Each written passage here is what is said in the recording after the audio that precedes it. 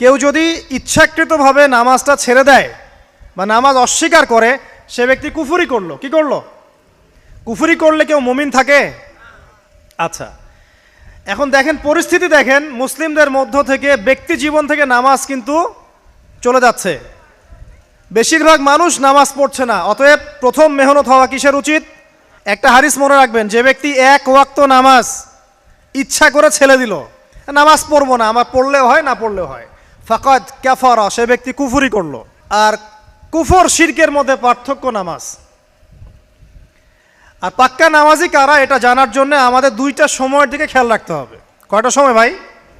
এক ফজর, আর একটা হচ্ছে এশা। এই দুই ওয়াক্তে দেখবেন মসজিদে কারা কারা আসে, তারাই হচ্ছে আল্লাহর জমিনের সবচেয়ে শ্রেষ্ঠ মানুষ। যারা ফজর আর এশার নামাজ জামাতে আদায় করে, এরা নিঃসন্দেহে মুনাফিক না, আলহামদুলিল্লাহ। কারণ আল্লাহর নবী বলেছেন,